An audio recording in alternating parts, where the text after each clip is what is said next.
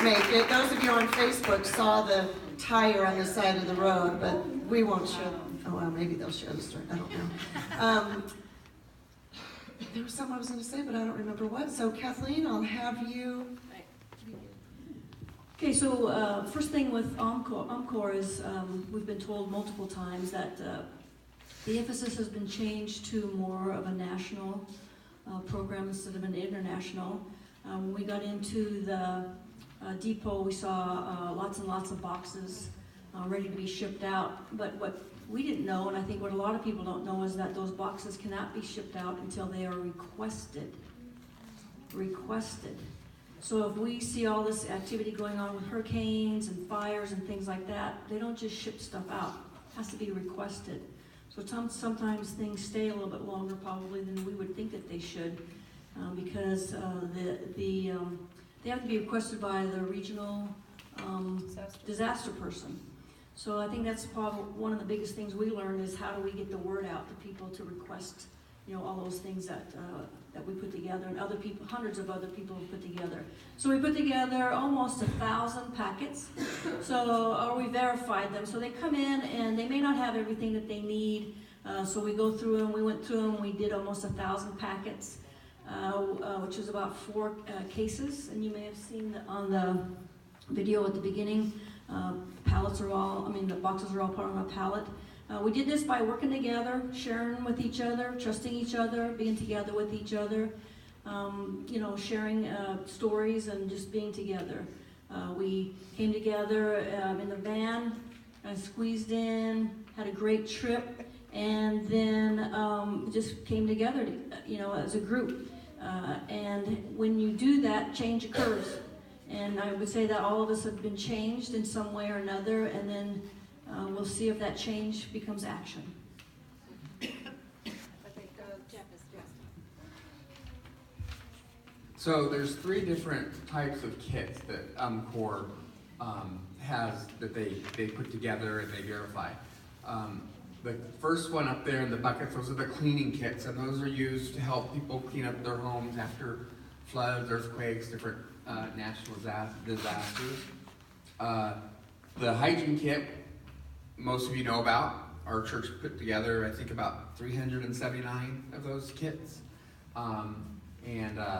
Then there's the school kits, and that's what we did this week. We had the school kit, and this is the little bag the school kit's in. There's a picture up there on the right of what's in it, but Kathleen can show you. There's 3 notebooks, typically, depending on how many pages. A box of crayons. What do we learn about the crayons? Have you ever? We learned to be a little unpatriotic because anything with an American flag or anything like with a church name or anything like that, that has to be crossed out because they were going to mainly international before, but they're keeping those same rules in place in case we have to ship something international again. So we used our little black markers and crossed off all the American flags. And you wouldn't believe the number of things that the American flag is on that we never knew. Crayons. Who knew? Crayons. And then there's a little 6 number 2 pencils, a pair of children's scissors, a pencil sharpener, and a ruler. Where's the eraser? Oh, and an eraser.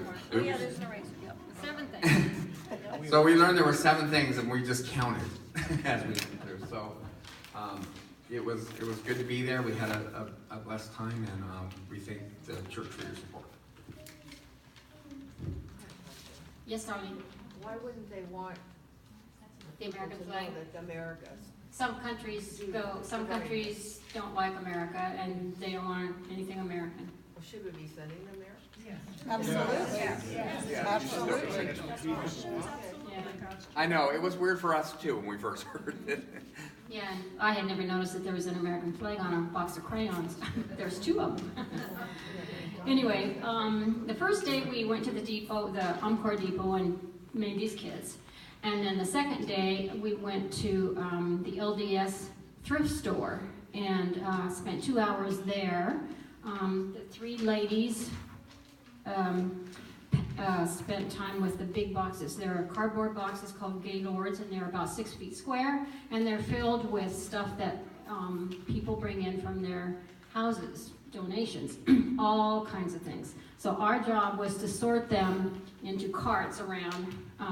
There was a cart for electronics, there was a cart for clothing, there was a cart for small items as is, just, all these different things. We had to sort them. And then from there, they go to somewhere else where someone else breaks them down even further. So we spent 2 hours doing that. And then 2 little missionary girls in their early 20s gave us a tour of what is called Welfare Square, right there in Salt Lake City. It's an LDS location. It's about a block square, a big block. And they have a dairy facility there. They have an administration building. They have, what else? The thrift store, a cannery, a bakery. So that we got about an hour-long tour of that. And then the afternoon we were on our own. Where we were staying was right downtown, a block away from Temple Square. So we took the afternoon and just did a self-guided tour of Temple Square, which was very interesting. I had never been there. And then we found out that the Mormon Tabernacle Choir was rehearsing Thursday night from 7:30 to 9:30. So some of us went over and heard the choir rehearse with a full orchestra. They're doing a Veterans Day thing this morning, and so we got to hear the rehearsal. That was one of the highlights for me personally. I learned that discipleship is a good investment with a substantial return. And what I mean by that, and I didn't know this before, but 5 people traveled 940 miles and lived together for 5 days. And we left and as fellowship, as a team. We came back in kinship as brother and sister that will last forever. Amen. Wonderful, thank you. The ministry didn't just take place in the warehouse or at Deseret Industries, but there were several things that happened. I'll share one of them, kind of outside what we would have imagined. Tuesday was election day, and our where we were staying didn't get the right channel, so we decided we'd go up to Johnny's. You can imagine what Johnny's was like. So we could watch the results as they came in. And as we sat there, a local gentleman joined us, and through the course of getting to know him, he shared with us what was heavy on his heart in a relationship. And there in the bar, we prayed for him. And I know that he will never forget that night.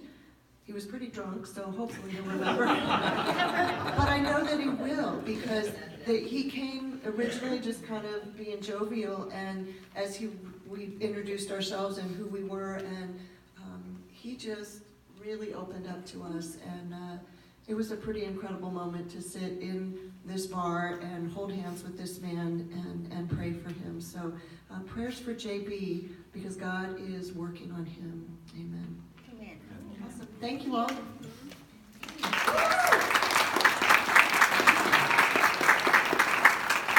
And my last